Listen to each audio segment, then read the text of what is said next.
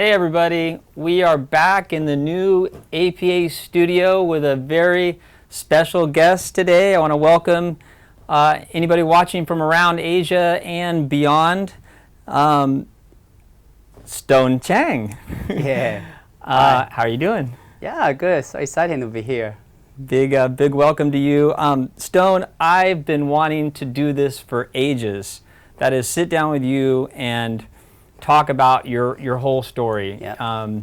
You, Stone, I obviously know you quite well. You know, you've been a friend and a teammate for, gosh, nearly 20 years. But your story is so remarkable, and I think just such an inspiration, not only for young trail runners, for young athletes, but for anyone. I'm one of your biggest fans, and just been a pleasure to know you. And I'm excited about today because we can share more about this with our viewers, and like I said, around Asia, not just in Hong Kong, around Asia, and of course beyond. So again, big welcome. Thank you for making time. Yeah, I'm happy to be here and always happy to share my story. Great. I want to start by just giving. I think most people, or certainly many, will know a lot about your story, but it is a lot longer than I think many realize. And I'm going to start just by reading through a little bit of your career highlights, a little bit of your bio. It's not the whole story, everybody, but. Geez, where do we start is the question. We'll start with races. Yeah, okay. 3-time UTMB top 20. Very impressive. That's, I think you raced at least 6 times as well. Yes. Over there in Europe, that is.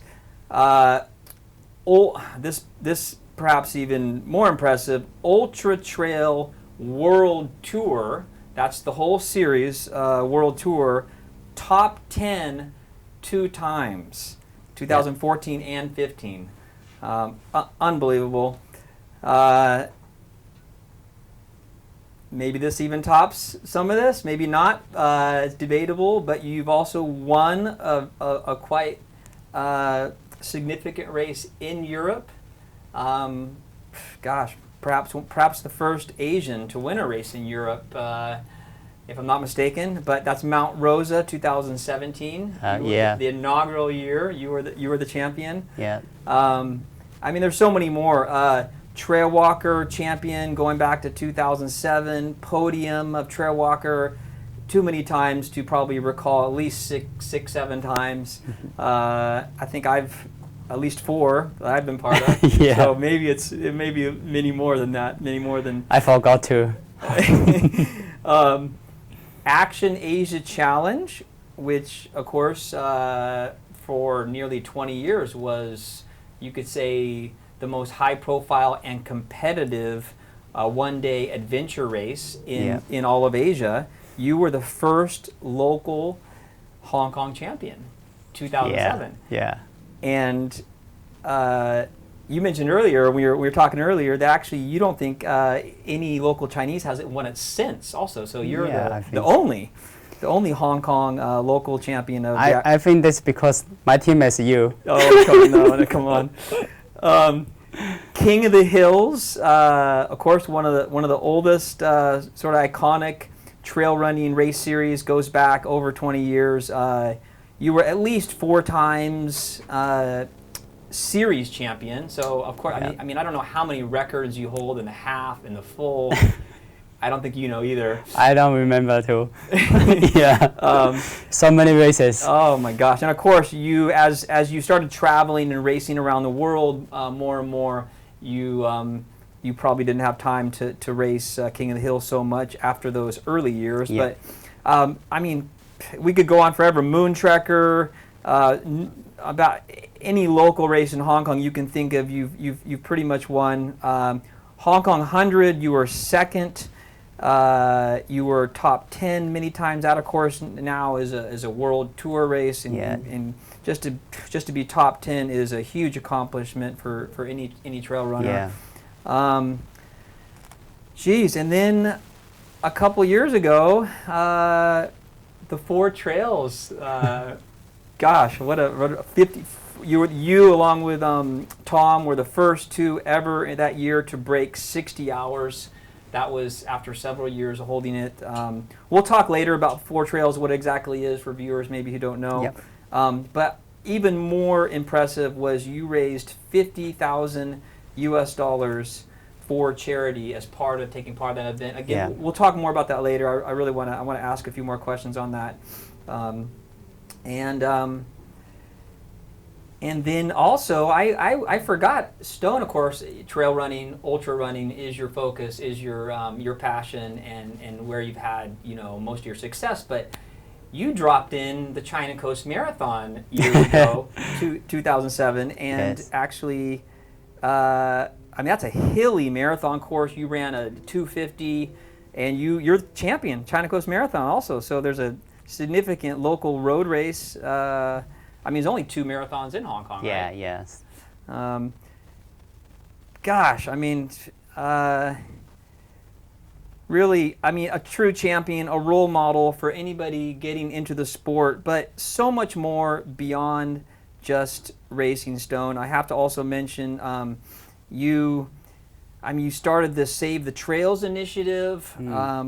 Which, again, maybe we can talk a little bit more later. Incredible, it turned into an NGO. This is like 3 or so years ago. Now this organization, which you basically founded, started off, is consulting the Hong Kong government, the Home Affairs, the AFCD, on how to manage trails properly, inter-country parks, prevent them from being just overrun and concreted. Again, we'll talk more about that.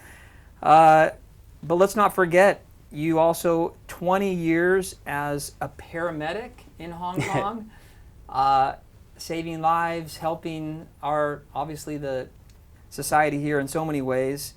That's been everything from fitness, from being in charge of training, from being a motorcycle ambulance man, to actually being in the ambulance itself, and many positions, right? Over the years. Somehow, on top of all this, you also found time to get your Bachelor of Science at Hong Kong U in fitness and exercise in the evenings. I mean, I don't know how you managed to fit that in at some point. And then, also definitely worth mentioning, you were one of the founders, of course, along with Jeanette and others, and the current vice president of the Hong Kong Trail Run Association. And again, besides the stuff you've done with Saving the Trails, the charity work you've done, so impressive. We'll talk a little bit more about that later as well. But, whew! I'm sure there's more. This all happened within 15 years. It's so many things. Sometimes I even forgot. Amazing. So we have so much to talk about. We're going to talk about some race memories. We're going to talk about your training. I want you to share tips with beginner trail runners, or anybody experienced trail runners as well. What's worked for you? You have some exciting announcement, I know, to make on some record-breaking attempts coming up. So lots to talk about. But I want to first, if you don't mind, Stone. Most people don't realize that you actually originally are not from Hong Kong. You grew up in Guangdong. You did not even move to Hong Kong until you're 17 years old. You didn't speak the language. You're 3 years behind the Hong Kong school system. I can only imagine the challenges and the just the experiences you had in that transition. Just if you don't mind, share a little bit more about this experience. Oh yeah, I moved to Hong Kong when I was 17. My whole family, my mother and father and younger sister, my parents want to give us a better life. We all think Hong Kong maybe is a paradise, but when we came, it's totally different, even harder than where I live in mainland China.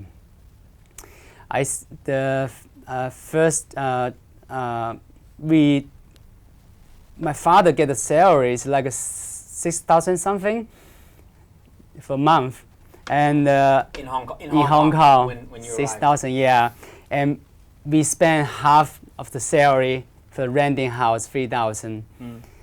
Also, I cannot find a school, and I only can study the first year study in a private school. We need 2,000 for the study fee. So since we cannot survive, so also for me, big challenge is my language.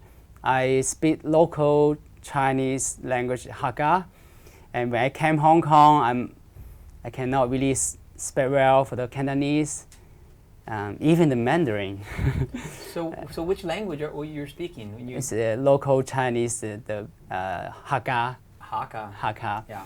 Yeah, it's quite difficult. And also, my English is very limited. You know, in the poor village in China, the English is so limited. So, but Hong Kong's all the subject, the textbook is English, math and biology, geography, everything is in English. So it's so difficult for me for the studying. And I remember you mentioned before too something about how you're, like, even like your bed, your bed in China compared to Hong Kong. Yeah, like in China we have the mattress and the bed, but in Hong Kong we don't have because no money to buy it. We just wood.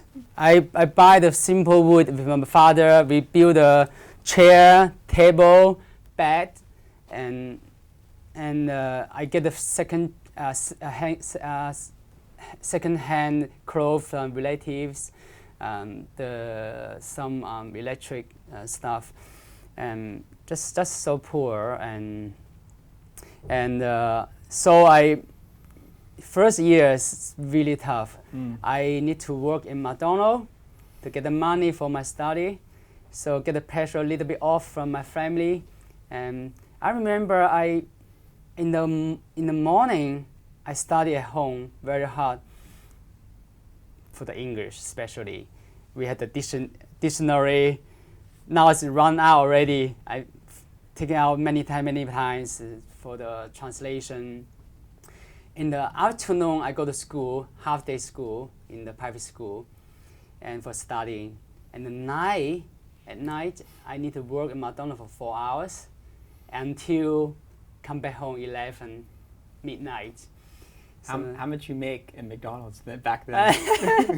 It's like 12 per hour. $12 an hour. $12 per hour.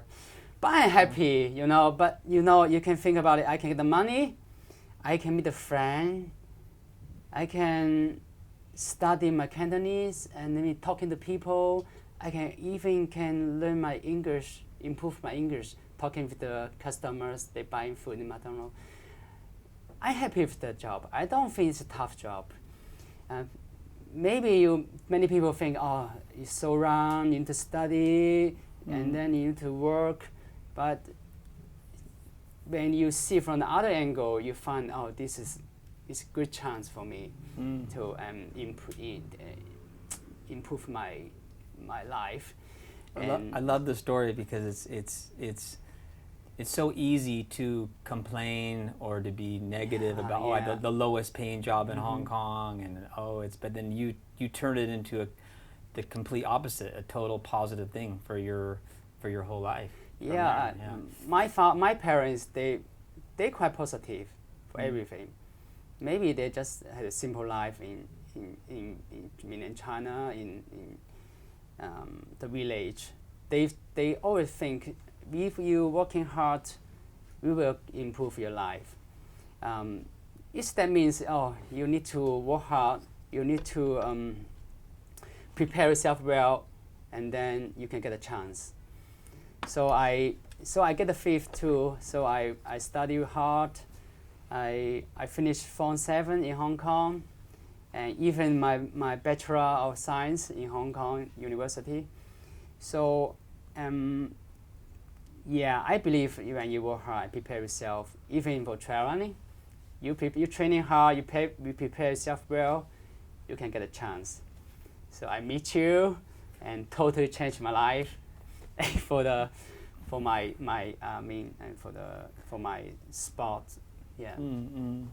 Well, it's interesting. Clearly, that also, when you do look at your success in trail running, I mean, you had unquestionably natural talent, but to be honest, your ability to work hard and your mental toughness, that were more important than your talent. Well, I mean, would you agree? Yeah. From what I observe, Yeah. I mean, of course, yeah. It's interesting. I guess those early challenges definitely shaped you, huh? For who you. Okay, Stone. Now I want to fast forward 15 years from what we just talked about. You know, as these challenges grew up in Hong Kong. 15 years later, there you are. I actually have a little video clip here. 15 years later, at the de facto World Championships of Trail Running, the UTMB in Europe, and this is you for the first time.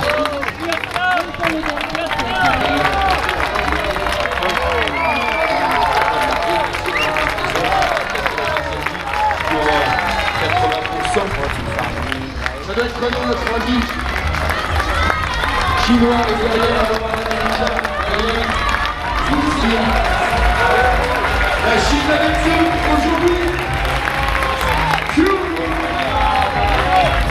Comes from China, Mr. Tsang.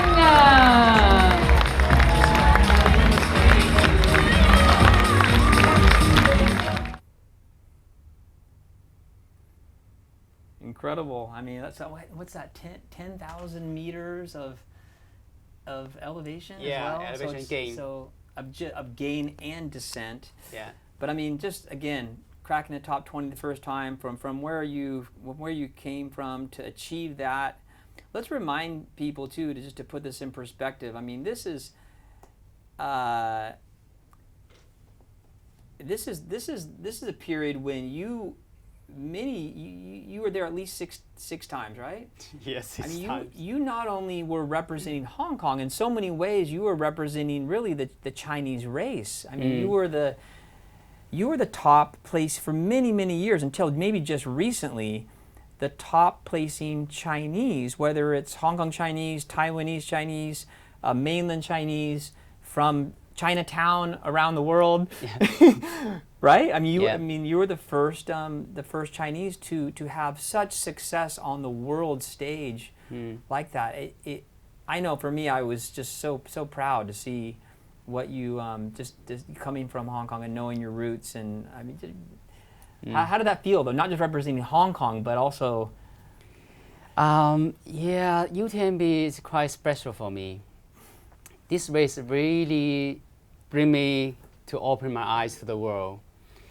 I run so many races in Hong Kong, and then when I go there, I see, wow, the world is so big, so competitive.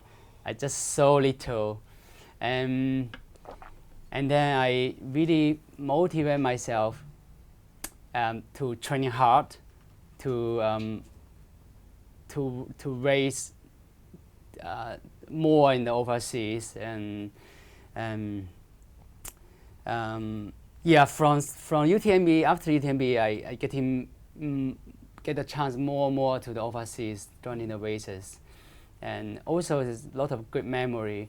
The race atmosphere, wow, it's so nice, and the mountain is so big, and a lot of good memory there. Meet some good people, nice people there. Yeah, this is also one more reason is when I first finished my UTMB race. When in the close ceremony, the award, I saw the top 10 finisher on the stage. At that time, I told myself, one day I will be there.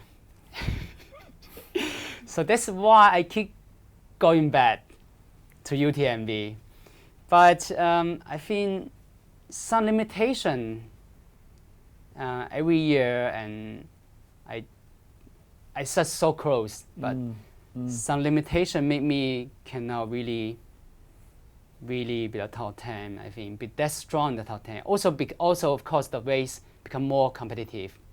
Yeah, and I mean just at that stage, just getting top 20 already, and like I said, like representing. I mean, there's no Chinese person, period, from anywhere that ever been so successful. I mean, you have to be so proud of that, Stone. But one thing I want to point out, and this actually impressed me the most with Stone during all these UTMB years, and that was you were preparing for it in the Hong Kong summer, which of course is like 5 months of just the most extreme humidity and heat. And I honestly used to always say this. I know for years I'd say training for Hong Kong in the summer, preparing for UTMB is harder than the UTMB, or at least is like more impressive for me. Because having lived here. That's the truth. I mean, yeah. How did you do it? I don't know, just it's a big motivation. Like, I want to be a top 10. I need to train very hard. But just the limitation is, like you say, training in Hong Kong is difficult in summertime. 4 or 5 months. It's extremely hot and humidity weather. For viewers that don't know, UTMB always historically was end of August or beginning September. So, yeah. I mean, like the worst timing for preparing in, in Hong Kong. I even cannot run in daytime because the sun's so tough for you to do the long run. I usually start my long run evening until the night, midnight. And then I go home, it's midnight. I need to get out early for work tomorrow. Next morning, I need to get to work. The ambulance is quite busy in Hong Kong. So makes you so tired, you don't have a good recovery. Your body is very tired. Even after 12 hours ambulance paramedic work, I need to go to mountain again, to train again. So that's really tough for me. And sometimes I don't mind the training very hard. But my body does not allow, because I don't have the good recovery. Easy for me to get injury, and sometimes, many times, it's overtraining. And also, I had a family. I had 2 boys, and so this is the limitation for me. Every year, so struggling for the training. Race is so easy comparing. So yeah. Stone, I want to talk a lot more about training in detail about your personal training and how it's evolved over the years. But before we get into that, I just a few more memories I want to hear about and just share, because again, a lot of people just don't realize how far back the whole trail running and adventure sport scene goes back in Asia, and what things were like, 17, 18 years ago, and just some of the success you have was so unbelievable. One particular year that stands out to me, 2007. Yeah. Oh my gosh! I mean, when I look at how many first of all, just how much you were racing. I mean, the year started off, you won the Northeast Mountain Marathon, you won the China Coast Road Marathon. Then, I mean, there's so many.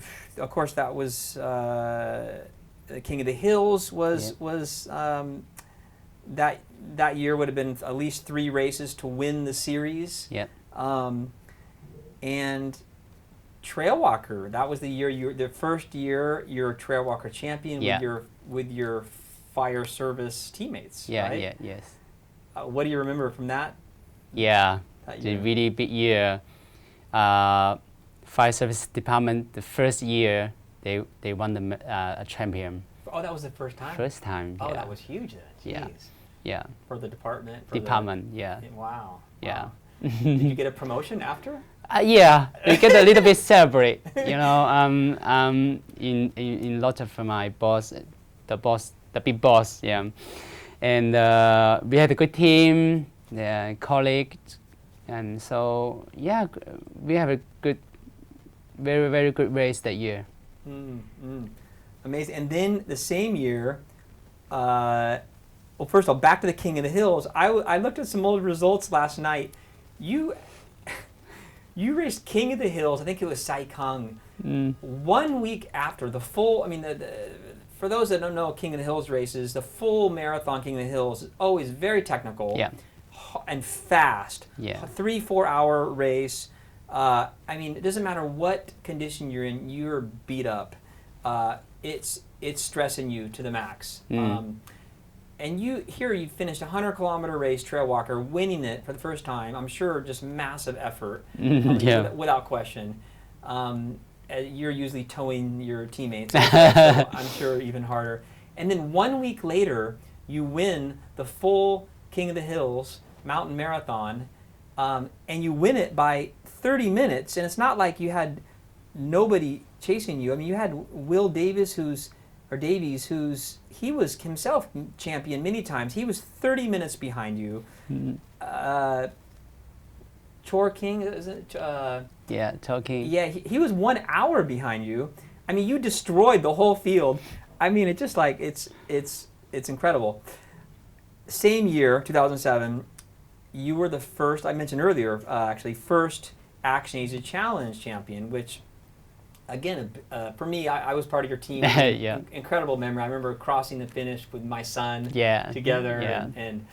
But a lot of people don't realize you were having a lot of success in adventure racing too. In those days, it's a lot different than now. Now there's very few, if any, adventure races. In those days, 15 plus years ago, adventure racing actually was much higher profile than trail running. Yeah. It was there was many more races, and there's. I mean, the television coverage, the media coverage, hype. I mean, I can remember those years. National Geographic channel was producing, 1 hour special on television. ESPN was involved 1 year. But I mean, just and again, you were the first local Chinese champion, as we mentioned earlier. Again, all the same year, and then you also somehow that year. With my good friend and business partner Stuart Sharpless, we went to Europe with you and took you to the Adventure Race World Championships in Scotland. I mean, I don't know how we fit that whole year in. Jeez, how are you not injured? Or I mean, it's incredible. After the after the marathon, China Coast, I got injury. Did you? Long time injury. In the middle of that year? End of the year, almost, Oh, the next one, okay. Yeah. Okay. I mean, okay. So obviously you learned a lesson. Yeah, I have too much racing. I remember, I almost have raced every week. Yeah. That's right, I remember that. Nothing like learning the hard way, right? Yeah.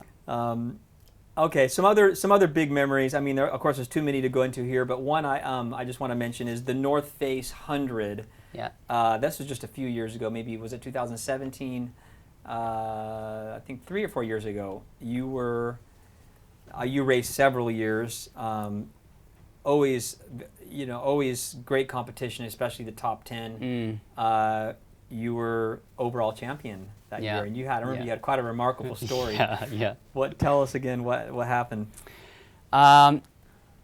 Actually, in the half of the race, I cried seriously, and many people passed me, many runners passed me, and I think, my race finished. 50K and after 50K, it's like 50K something, and I remember the next checkpoint, I told my supporter Peter, I tell him, hey, call my wife, don't come to finish. I don't know what time will be finished. Will be take a long time because I so exhaust myself. But anyway, I just keep going. I feel I getting recovery. It's so amazing, and then I catch up to chasing people, and this is very funny. I saw the one of the competition at Tom. And going up to the Taimushan, he cramping his calf. I help him the big massage on the calf. It's so funny. Because you think your race is over. Yeah, my race is over. Yeah, and might as well help somebody. Yeah. But after the Taimushan checkpoint, I feel recover quite well and running strong again, and catch one by one, and finish and won the race. Passing many people along the way. And I mean, and for viewers that don't know, that haven't raced in Hong Kong, this particular race, this has to be one of the toughest hundreds, not just in Asia, I mean globally. I mean, because the amount of stairs, the elevation is just what, 5,000 plus meters. Technical trail. Technical. And there's no, bottom line is there's just no soft dirt anywhere in that 100 kilometers. Is either concrete, stair, or rocky trail. I mean, amazing. Mount Rosa, the big win in Europe. That, I mean, what was that like? Wow. That race is just, I won. I just surprised, and I had a good year. I had a good training in Hong Kong, and of course I had a lot of experience racing UTMB. So in the Mount Rosa is after the UTMB, 60 years UTMB. Also 100-mile. 100-mile, yeah. Mount Rosa is quite different. It's big up, big down. The highest we go is 3,200, 300 meters, and little bit disease. First time to go that high, and also the UTMB maybe goes to 2,600 meters. Yeah, right? 2,600. So it's a bit higher. And first time running in the snow. Running in the snow. In the top 3,000 meter mountains, and the race is so technical. Some sections very steep, it's like this, and I also remember you funny story. Remind me. You almost got lost at one point, and you were calling the race director. what was it? Yeah, this is I think almost the end. I mean, still have 1 or 2 checkpoints to go. I'm taking the lead. I think it's the very early mornings, like 4 p.m. or 4 a.m. or 3 a.m. something like that. It's midnight. One point I missed the turn because the sign gone. I cannot find the trail. Even I run back to see, I cannot see because the sign just fell down and lost. So stressful, and you're in the lead. You're in so the lead. excited. I no choice. I call Lisa. Hey Lisa, the race director. I say, can you help to see my location? Because we have a GPS. She probably know where I am, and she tell me, hey, you off the course. You need to go back, and under your left side, you cross the bridge, and you find a way, something like that. But the GPS signal delayed. So when I go there, he said, hey, wait, slowly, because the GPS delay and you just over it. We spent I think like 20 or 30 minutes there to find a way, and it's so funny. But Lisa is so helpful and be patient to direct me to find a way to get me to the right course and to the finish. But just funny, I call her at the midnight. I tell her, first word tell her, sorry Lisa, I just no choice calling you. I got lost. Gosh. So and a couple more memories that I actually was part of. I just want to mention because the first one really shows your character too, and that was I remember Trail Walker. I don't know, 10 years ago or something. We had a lot of viewers probably don't realize the actual PLA, the Chinese Army, for 2 years, maybe 3, they fielded teams and actually had an all-out assault on winning Trail Walker with recruiting however many hundreds of soldiers they had that he could, and training camps, and young, I mean, incredibly strong foot soldiers. And what a battle we had. I remember the year that we were racing neck and neck, or not neck and neck, but we were chasing the two leading PLA teams. We were in third. I'll never forget, we caught the second place team right after CP9 towards the end. We were gaining on the leaders. We were 15 minutes back, top of time on Sean. Yeah. We caught, and when we caught the second place team, the guy was on the ground slapping his teammate, and like army style, literally. I mean, across his face as we ran past him, and then it was like, wow, that's a way to motivate your. I think they never even finished that team, and then. I'm sure, and remember they had like the PLA general on the phone, like relaying. I remember my wife was overhearing his conversation. He's shouting, if you don't win, you're not coming back, or I mean, like crazy. I mean, threatening basically. The pressure those soldiers must have had on them if we would have beat them. I mean, it's probably good that we didn't, but we just ran out of race course. We closed the gap 15 minutes to 2 minutes in the end. We were so close. We were catching that, but we finished second. But I mean, what a memory of just the battle. It didn't matter that we didn't win. It was just such an amazing, incredible battle. But I thought it was so admirable that you actually, because of your position in the fire services, being a government department, you were basically asked to coach. And with all your experience, of course, being the #1 trail runner in Hong Kong, you were asked to coach the Army team the few months before the race, so our competition. I mean, the coaching them is so. I mean, the experience is very good. When I go to the first day, I go to the campsite. They living in Sekong.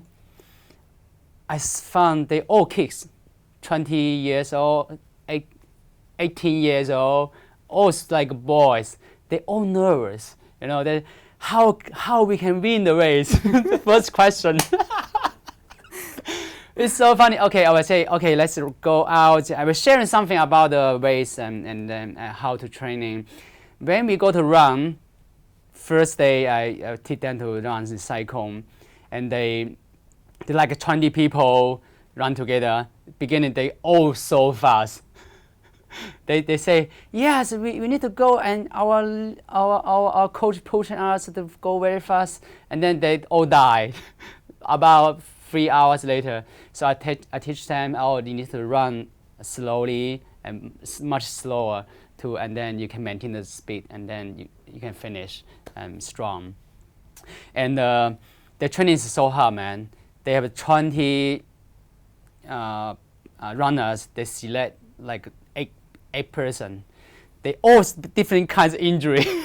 The knee injury, and because they don't know how to train. That's training fast and training long, very tough. And after teaching with them something, the sharing, they change their training, and then they strong in a race. Though they all tough boys. I'll never forget too our support team member. I remember Bob, who was on a mountain bike at the top of time on Sean, waiting. It was so cold. I remember he was laying in a ditch. He said in the grass, and for us to come. And of course, when the first PLA team came through, there was the access to support they had was unprecedented. They got permission to drive a truck to the top of time on Sean. He said he was hiding in the grass, and all of a sudden you hear this, like the whole back thing like comes down, boom, hits the ground. All these like 20-foot soldiers outside. The team comes, and like the whole army, running down Taiwan together, and then they leave all the shoes on the. Remember, there was all the controversy because people were like, oh, did they switch or what happened? And all the shoes they left along the road and they switched, and oh man, such great stories, that race. I could talk forever on other years as well, but we should let's move on. I mean, so after 15 more or more 15, 18 years of racing, such a huge part of your life, Stone. The last couple years, of course, except for now, because we know you're training hard again now and have some exciting targets. But you took really a couple years pretty much off from racing. Just what were you up to during those 2 years, and was the break good for you? And yeah. Yeah, I think I have the racing or hard training is more than 15 years. When my second boy born, I just found the kids growing up so fast. So I don't want to miss that. And also, I remember my boys, they like chasing game. When I take them to the playground, they always ask me to chase them. I just feel, because my training is quite a lot, I feel tired. I don't even have energy to play with them. I just feel quite guilty of that. So also my family, my wife especially, she support me for my running more 15 years, and they support me so much. And I think it's really a time I need to slow down myself. And also I found chasing the gorilla, raining is never ends. Yeah, so I decide to slow down and decide to take a break. This is good. I mean, the first half year you don't used to, because you still want to race, you still want to competition, but gradually I find my life is more easier when I take a break. I have the energy to play with boys, take them to camping, hiking, biking. Also interesting, I start a new sport with my boy, inline skate. We learning together. Now he's stronger than me. Wow. Yeah. And also I had time to develop or to find my interest again. Like passion. I try triathlon, cycling, swimming. This is so fun. And also I have time to watching a TV at the football game. You know.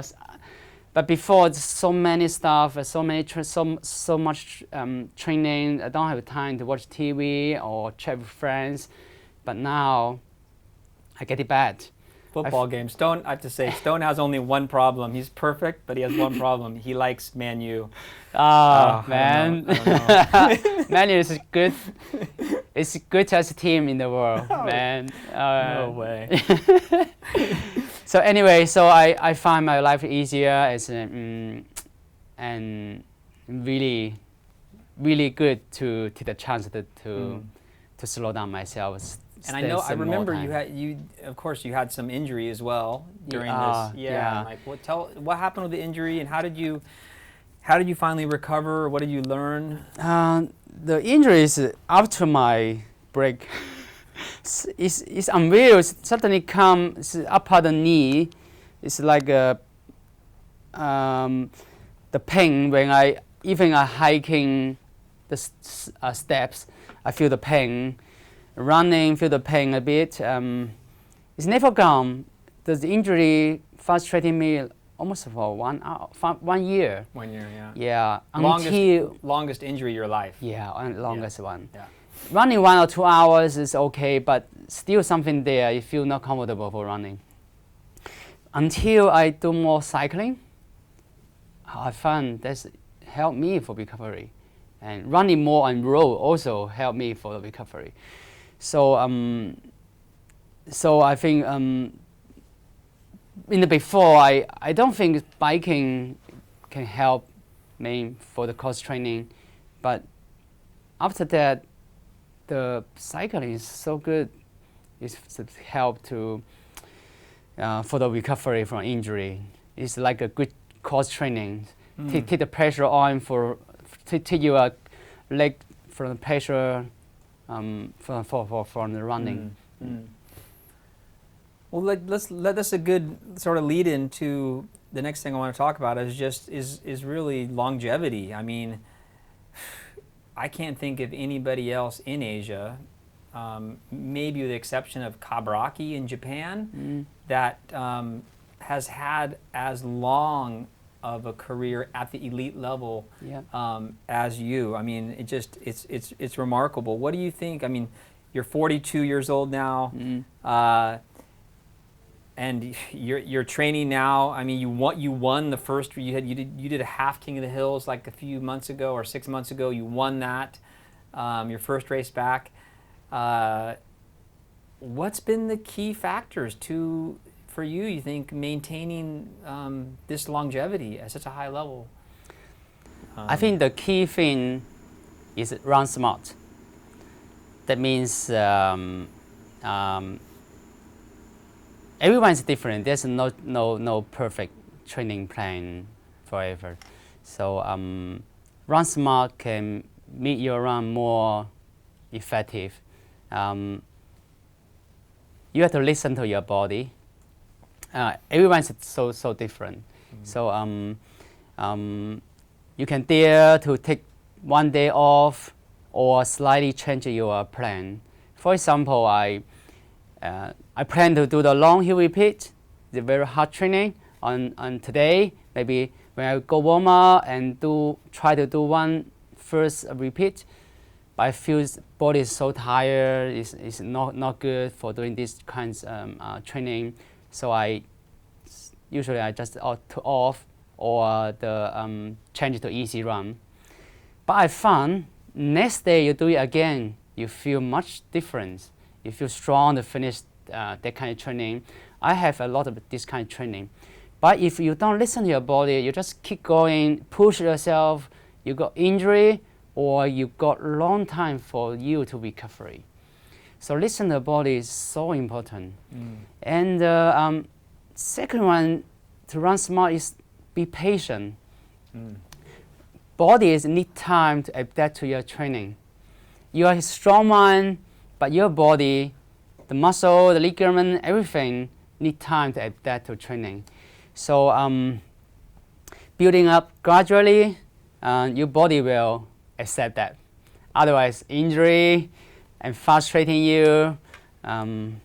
So I think in lots of people in Hong Kong, I heard they doing trainings that like, oh, my current fitness is running 10K, just only enough for me to run in 10K, but start first training already 20K, that will destroy your body actually. And also training should be specific to your goal, your expectation. Everyone is so different, so you must know your body, your weakness, your strength. Also important, plan your training to fit you and your life. And this is so important. So I think this is very key things, except how you plan your training. This is few key things to keep you to get strong. And do you believe it's important to do some strengthening exercises in the gym to cross train? Oh yeah, especially when I'm getting old, I found strength training is important. It's like that will help you to shape your body, good form, the muscle, keep the muscles, strength, keep the power, and also keep the balance of your body. Yeah, but strength training is a lot of strength training for your body, but you need to pick up carefully. If you're a runner, I think good to pick up some strength training specific for running. Yeah, this will help you to improve your running form, give you less injury, and especially for runners. Most runners, it's like even for me, I don't do strength training, I usually get injury long time ago. The most important the key factor is I have the weak hip. Me Yeah. as well. Same thing. Yeah. Always the first thing to fail. Yeah, I is- got the ITB Yeah. because of the weak hip. But when I go to the strength training routine, so I find no problem. You said strong hip, strong glute. Actually, for runners, the hip and the glute is like a engine. It's like the source of energy from here. Actually, yeah, to give you your legs moving, your body moving. The hip is so important. So Stability. stability, yeah, exactly. Yeah. So strength training help Do you do to you keep do, you long. Do you believe in like more single leg? type Yeah. of- This is why I tell you need to specific training, specific strength training for running. Running we almost one leg, right?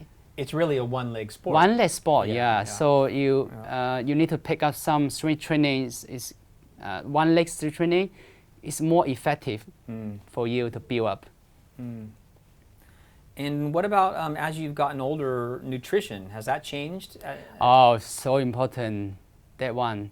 I changed the vegan already 6 months. I can feel the big difference. The recovery time, the most important thing is recovery. I feel I have the much faster recovery when I have the vegan diet. Also,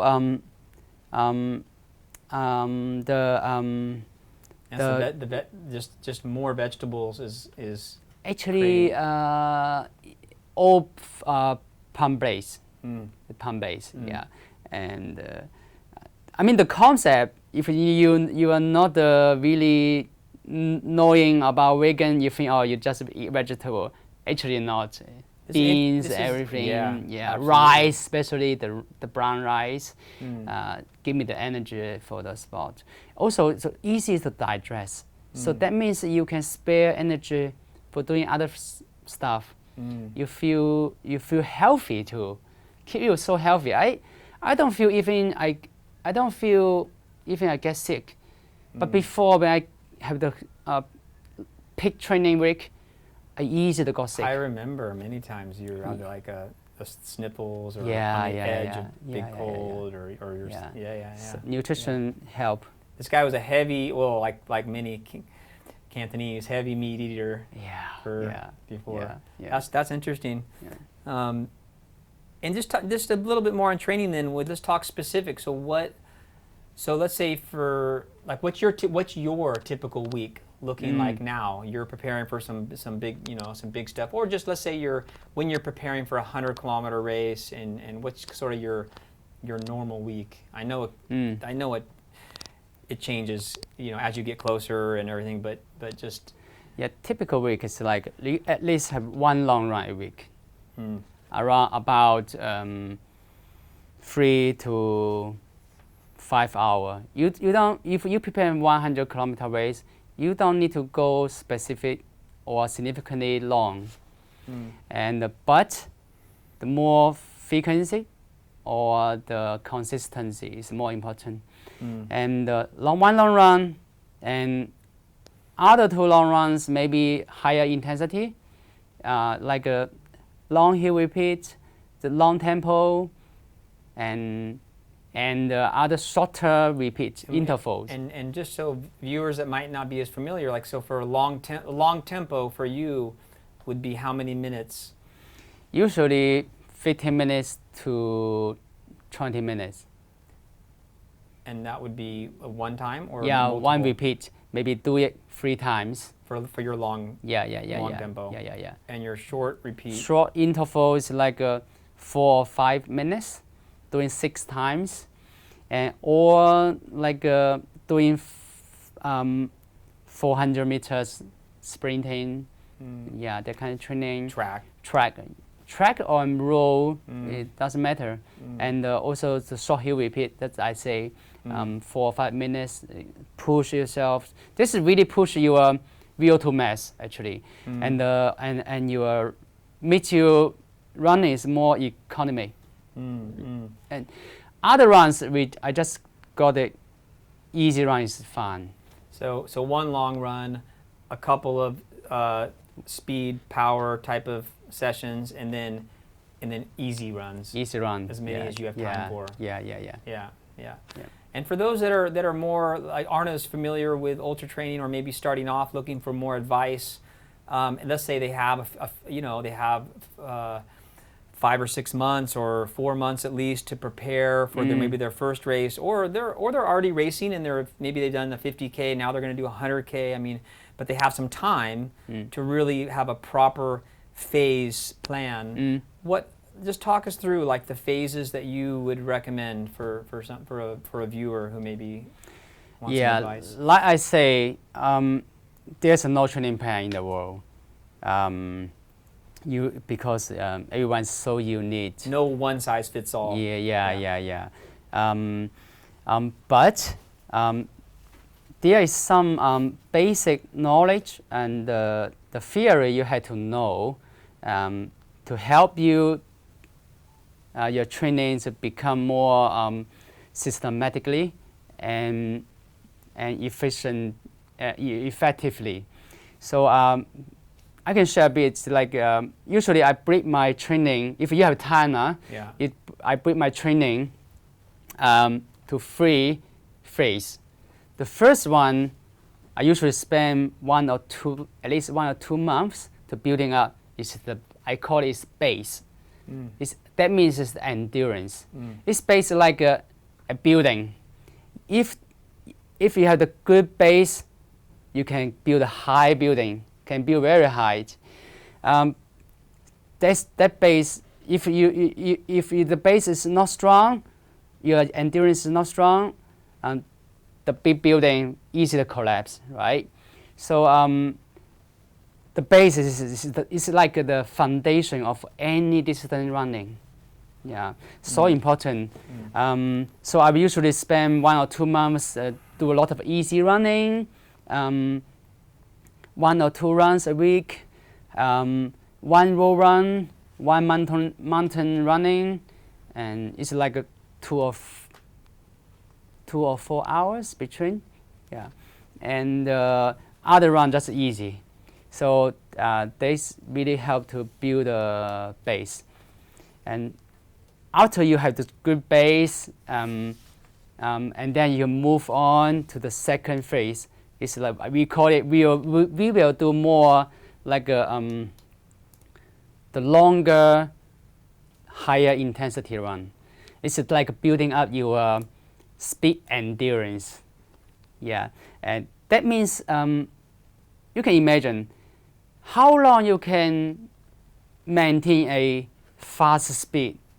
You are the winner. You know. So if I can maintain the speed as long as I can, that means how strong you are. So in this phase we will introduce more higher intensity run, like long repeat, long tempo, and some strength training also, and help you to boost up your speed endurance. And then they also spend like 1 or 2 months to building up. After that, you will move up to the last phase. It's like peak.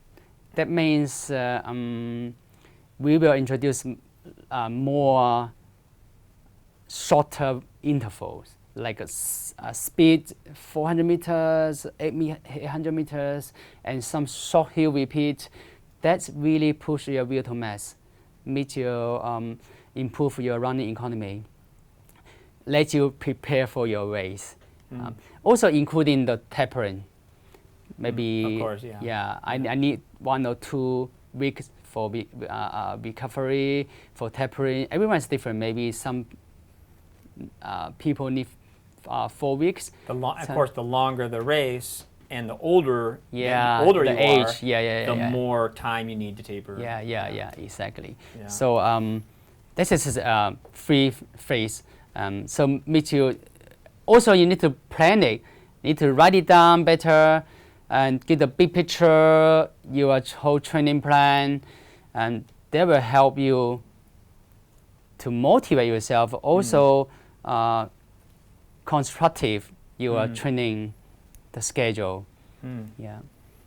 And like you were saying earlier, I remember like just like with the UTMB, all the years of UTMB where you're having to train in the summer, you have to be more flexible. Yeah. Maybe your long run, I'm guessing, right? You have to split over 2 days instead of one because exactly. you're going to be too dehydrated. It's dangerous. You're going to put so much stress on your kidneys potentially, right? Trying to do a 5-6 hour run, preparing for a 100-mile race, that sometimes you need to be flexible to break that up, right? Yeah.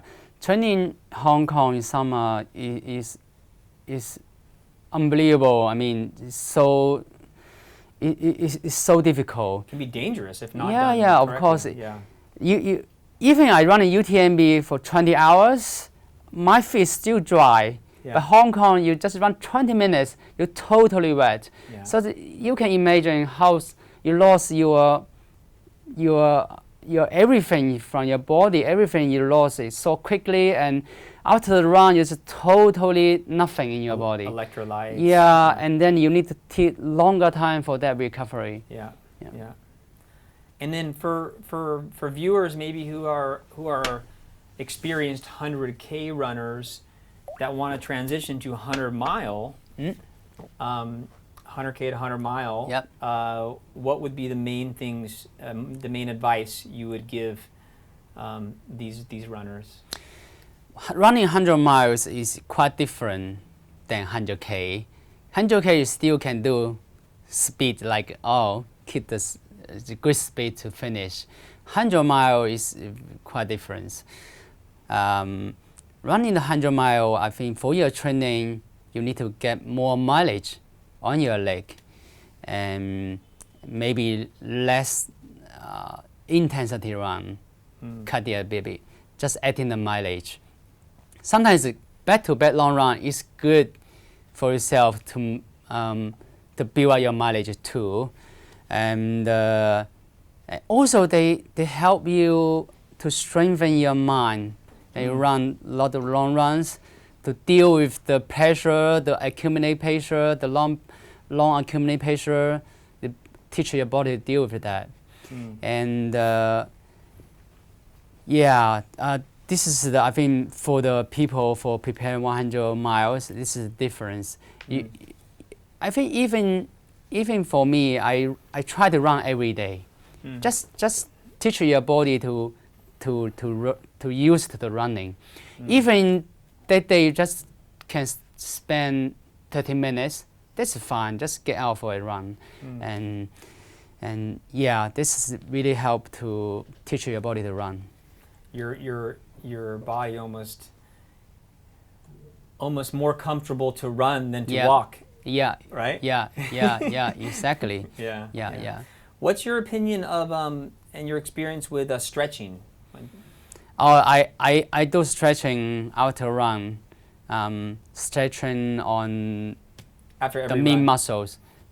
Usually I spend I spend 10 or 15 minutes easy run for cooling down, and then do some stretching for the target muscles, the main muscle for running. And because when you have the run, your muscle is so tight and need to release. Let them relax and prepare you for the next run. For me, I do some rolling and massage too before sleep, and easy and soft massage by myself and the target muscles. Using the roller or your hand or both? Hand or roller, See which one is easier or which muscle you want to massage.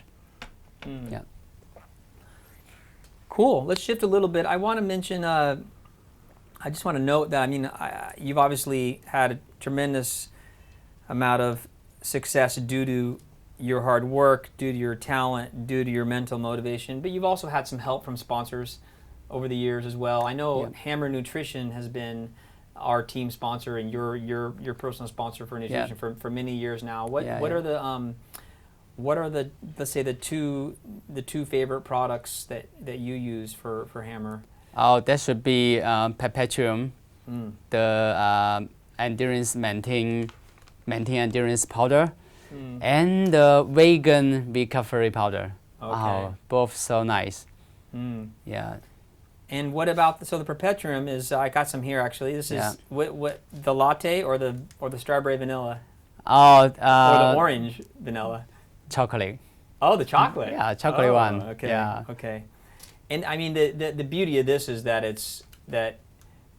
at least for me is it's basically it's like a liquid bar. Oh, isn't yeah. it? I mean just yeah. easier to digest than a bar. Yeah, You're yeah. still getting it's an 8-to-1, 8 carbohydrate to 1 protein ratio. Yeah. So you're still getting mostly complex carbs for fuel, but then in longer events, Yeah. you're getting a little bit of protein too. Yeah. To It's like you get everything Yeah. for maintain your performance. yeah. This is so good. What I like best about the Perpetuum is that it's Yeah. also it's not like amazing taste, Mm. which is fine. You're so many of the other products are too sweet, Yeah. and so your stomach Yeah. it's so good for your stomach. I mean, Yeah, it's so yeah. easy. Yeah, on, yeah, yeah, yeah, on yeah, the stomach. No. Yeah, yeah. I I can never. I can remember the Wilson Trail many years ago. You having too much sport drink. Oh, yeah. Remember that race? Yeah, and yeah. your whole face was white. Yeah, yeah. You were so sick because it's just too much sugar. Yeah, yeah, yeah, yeah. Too yeah. much simple sugar. Upset your stomach. Yeah, yeah. And then the recovery is. I like the new product, the vegan. This is a 3-to-1. So yeah, this is a great ratio. This is 3 carbohydrate to 1 protein. Great for recovery. Yeah. And of course vegan. I tend to the whey protein for me is I know for many people that tends not to just feel like quite right. Yeah. But it's great to have they have the vegan option now. Yeah. That's cool. And then I know we can't talk too much but about this, but the North Face. Of course, for so many years, their shoes have been we've been running in their shoes. Yeah. But it's exciting. They now have a new project that's gonna. We can't talk too much about it. We both signed NDAs, but a little sneak peek. Actually, we have them on. It's the Vective. Vective, yeah. We can't talk too much about it, but you've been trying the samples out. I mean, almost 1,000 kilometers. Oh, that you put in already. Wow. And how and what do you think?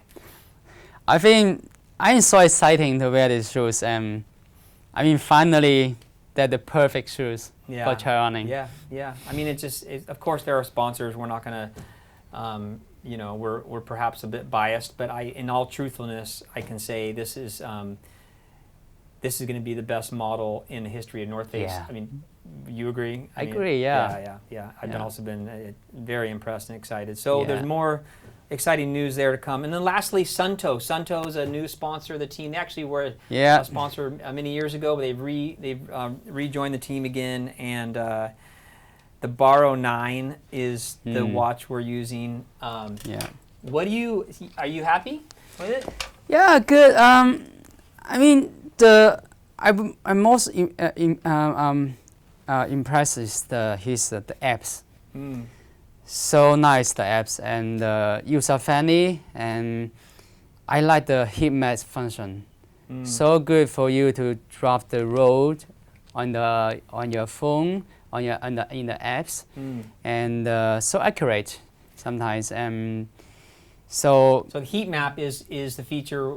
I actually haven't had a chance to use it yet. I been also enjoying the new app and everything like you mentioned. It's the way it links to the phone is so well now. It's amazing. But the heat map, I've seen it, but I haven't been using it personally. But that's where you can show up to any location around the world. Yes. Look at a map. Yes. And you will see how common that trail has been used. Yes. Versus one. So so you might have a trail that's like a lot of thick line. You know it's a main trail. Yeah. And then something else or another trail that's hardly, maybe very few people have gone. So it could be bushy, could be extremely technical. Yeah, that's amazing. You you can know it from the map. Even when you go to new area, you don't have the idea about the trail, but on the map, heat map, you can see the trail is common or not for people to use it. Yeah, this function is so amazing. So let's talk about what's upcoming. We talked earlier, you won your first race a few months ago, and you're training hard. I've seen some I know there's quite impressive some of the data coming out of your breaking some of your old personal records. Yeah. So watch out, everybody. Jeez. But you this October, so this month, you're gonna go for a fastest known time, a record on the Wilson Trail. Yes. So tell us a little bit more. What's the target? When are you doing this? What? I try to make it under 10 hours for Wilson, from the north of Hong Kong to the south of Hong Kong. So I saw the records. No much people doing that. The fastest time is Tom in doing 4 trails, 14 hours. Yeah, this is amazing time. Finish after the trail walker, and then Wilson still can get it 14 hours. This is the fast time. And I want to do it is like a solo on support. Yeah, and from doing the whole way from the north to the south. The solo, unsupported, and this is gonna be the end of October, I believe, yeah, right? Yes, all right. Yes, So we'll yes. make some announcements on our team Facebook. I'm sure we'll cover it on the same YouTube channel. Yeah. And your great. training's going well so far. Yeah. Yeah, and Wilson Trail is obviously is quite special. For those that don't weren't around. I don't know if it's still. Oh, it is still going. The Raleigh race, right? So back in the day, besides King of the Hills, Trail Walker, I mean, it was one of the only races like longer that was out there. 78 kilometers. You were the champion 3 times. I remember being there with you when you set the record. I think twice, and then. But of course, you did it. The race does it in reverse, and the race does not include the twins. The first section is a bit changed for the race. So you're doing the official Wilson Trail. Yeah. But what makes this trail unique and special? Wilson, because Wilson Trail is the only trail they go through New Territory, Kowloon, and Hong Kong Island. Also, you need to take the MTR train from the Kowloon to Hong Kong, and this is so unique. And also this whole way is like including everything. It's like stairs, big up, and 2 long sessions. Each session is like a 5K. One is around the reservoir and quite flat, roundable. One is the catch waters. It's quite roundable. So that means you need to have the mountains, strong in the mountains. Also, you need to some speed running on flat. Yes. You got to be good at everything to be successful, don't you? Yeah. I mean, like you say, technical, stair, road. Yeah.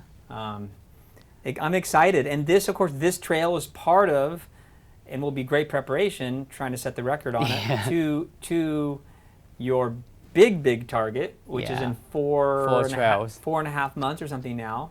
Yeah, right? 3.5. Chinese New Year. Chinese New Year. And that is the 4 trails. For viewers that don't know, I know a lot of you do know about it, but there's, I'm sure, some out there further afield who maybe haven't heard of it. The 4 trails is the 4 most iconic trails in Hong Kong. It's the 100-kilometer Maclehose. That's a 78-kilometer Wilson we just talked about.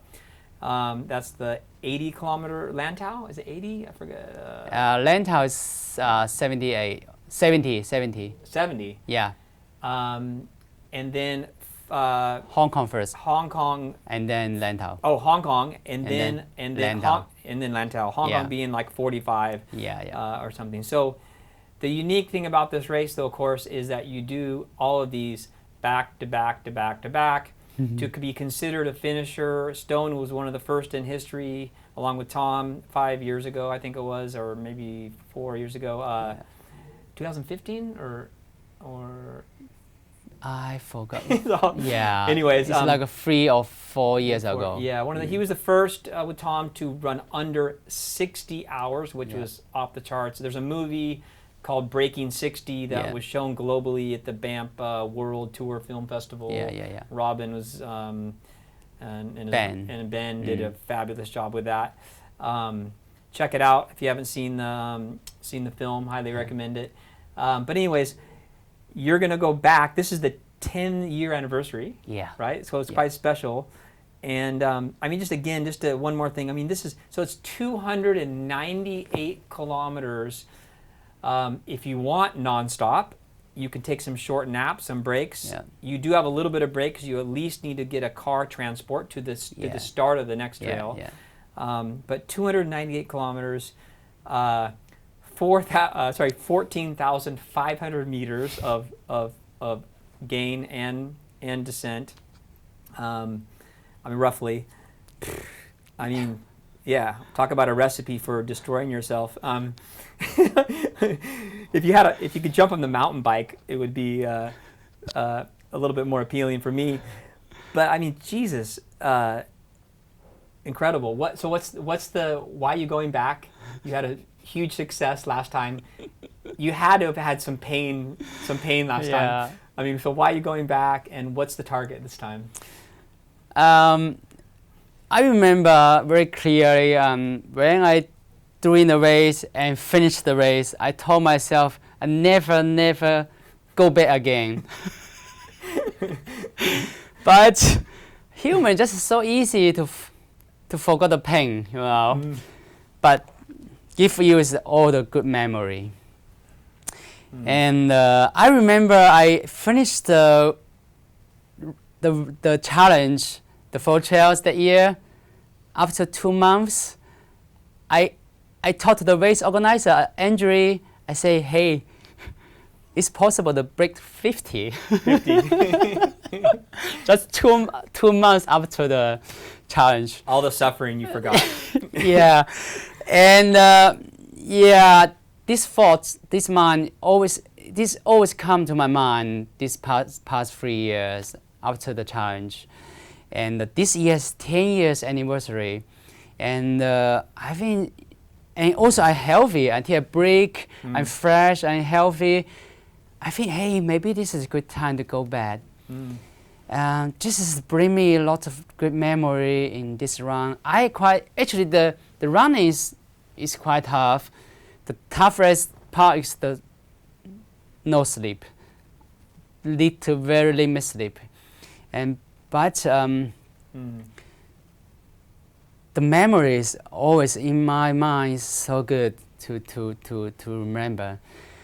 I remember that my run, the beginning I get lost, the wrong trail. I got extra 8 kilometers. That means I'm the last person to start the race. And then I need to chase everyone. I get everyone. Even Tom, I start with him the last trail. I talk to everyone. Everyone meet me. The first question is, hey, why are you here? You get lost? Yes. So I talk to them, and I talk to everyone a little bit and about why they come. Before you pass them. Yeah, before I pass them. And I still remember I met one participant, the lady, the lady is, I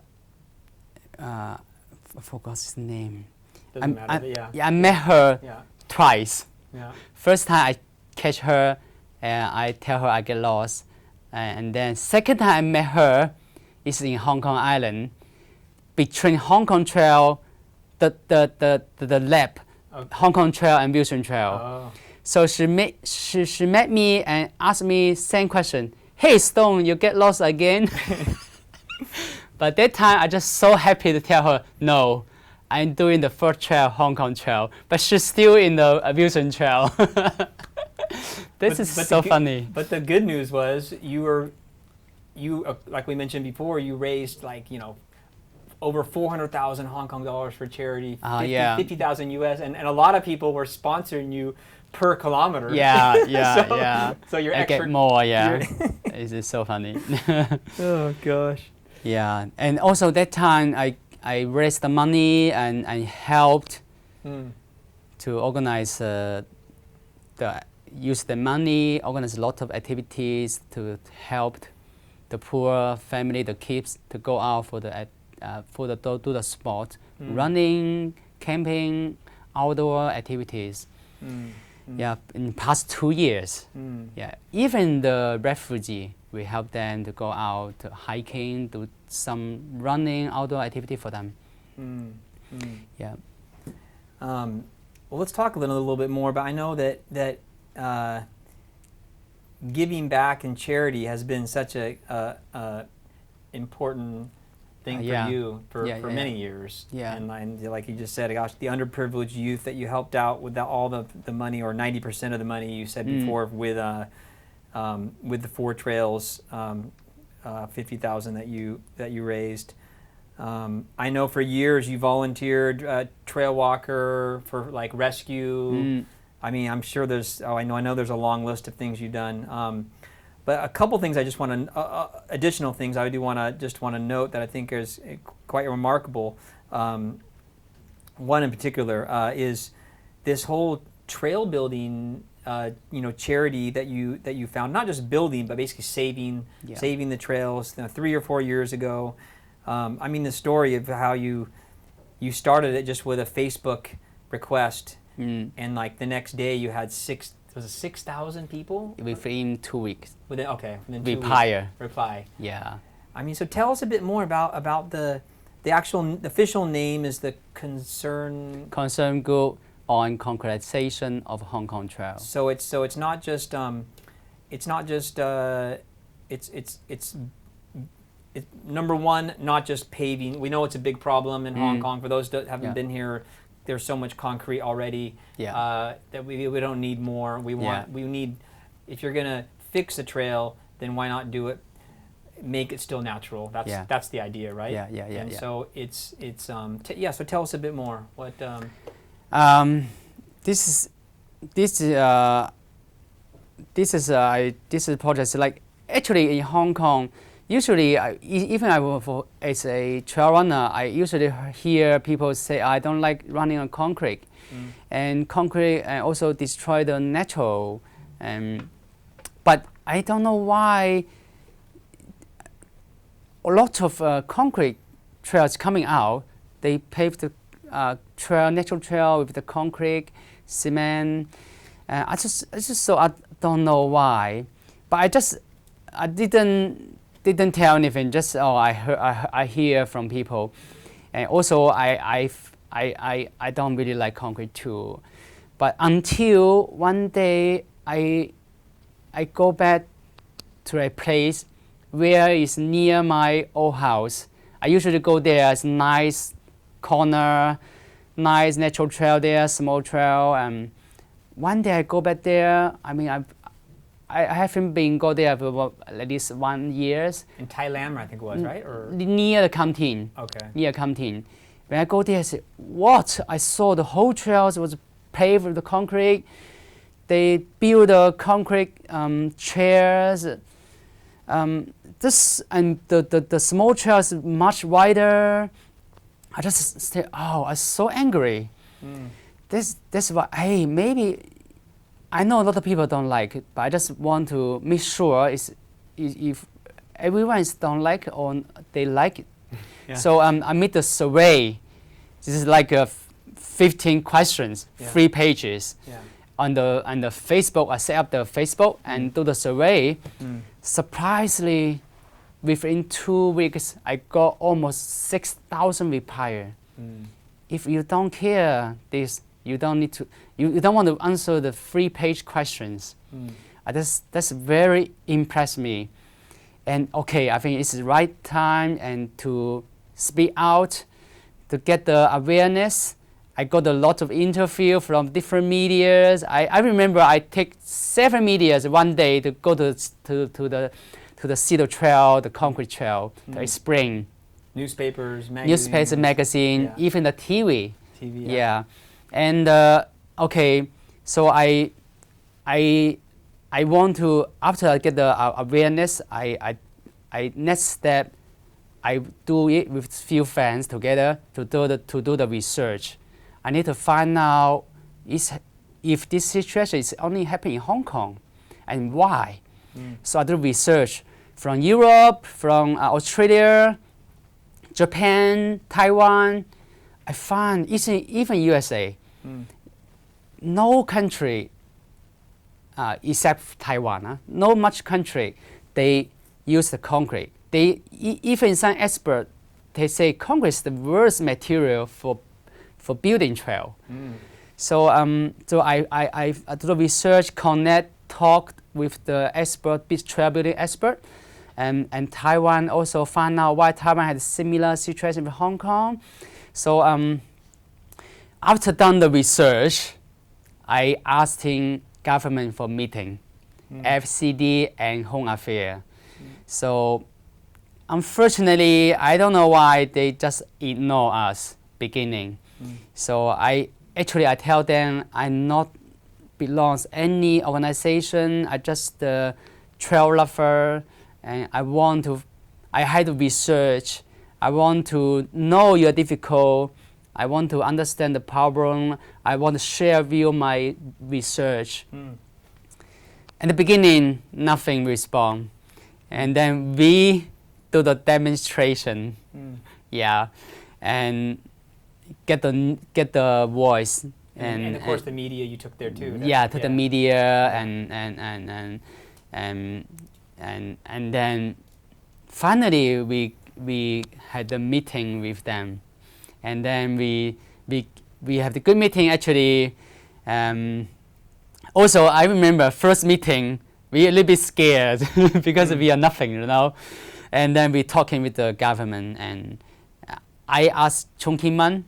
The Chung Kim-man is the expert of the mountaineering. He kind of efforts, and he's a very nice guy. He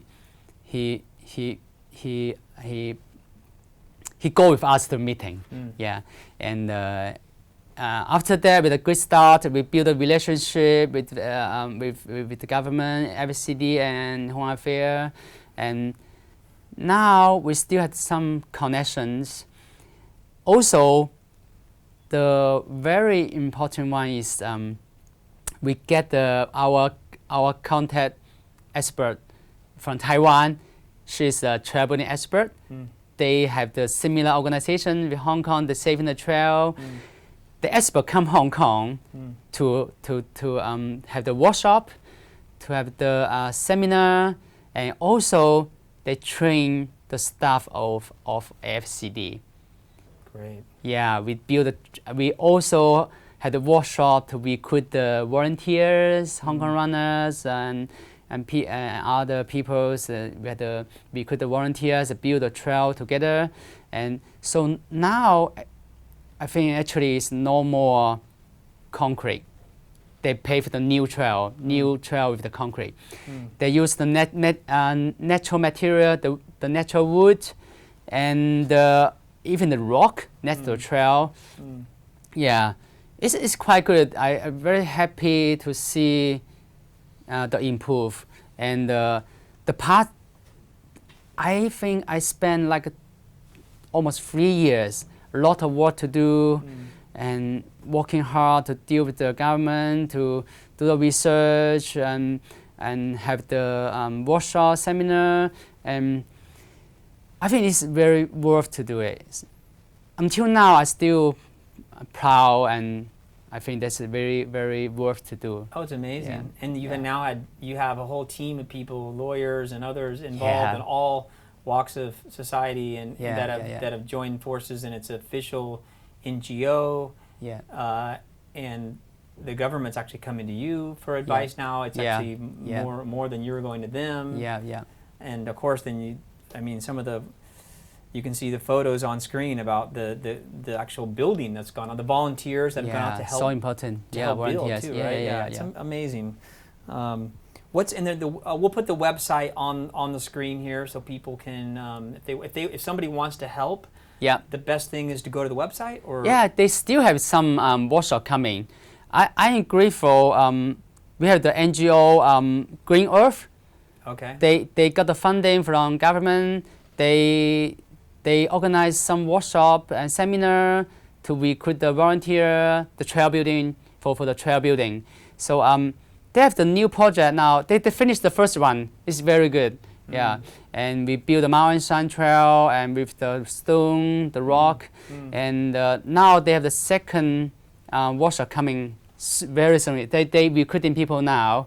So if you really want to join it, you can go to Green Earth. Okay. Yeah, the website. They recruiting people now. We'll put it on the screen. Yeah.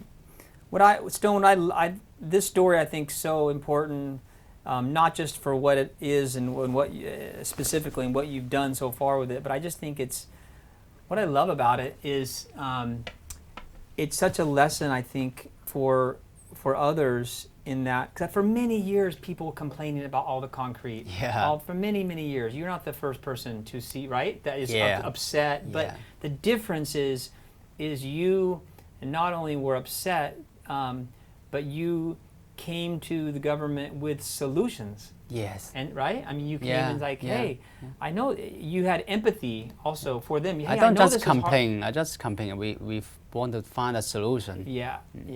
And I remember you, this is now a few years, I remember you telling me before about how just trying to understand their difficulties. Yeah. Hey, we know it's hard for you. Let us so help you. Yeah, so important. Yeah. I think it's such a great lesson. Yeah, and Stone, I think the second thing that's so important that people can learn from this is, I forget the exact quote, but it's we should never underestimate what one person or a few people can do to change the world. Yeah. And the quote something like, "Indeed, it's the only thing that ever has." Yeah. So really it's been just one or a few people that have had an idea, had something they strongly believe in, and have the right approach to either fix a problem or create a new idea, or and have had huge success. Yeah. So you're certainly that's just a perfect example. Thanks so much, man, for sitting down today. That was fun, and like I said, I've been wanting to do it for a long time. Thank you for organizing the interview. A lot of memory come out. Yeah. And I always joyful to share this my stories. I just want to tell people. Think sense for what you stay now, and then try to keeping up, never give up, and I think you can find a solution and you can reach your target when you're hanging on and keep going. Believe yourself. I lastly just want a quick shout out to Stuart Sharpless, who's been directing the whole shoot. Thanks. And please, if you like this on our YouTube channel, let us know. If you want to see more interviews like this, we certainly love to share. We just got to find the time. So the more that you encourage us, we will find more time to do stuff like this. If viewers want to see more. Super, man, and good luck. I'll be there.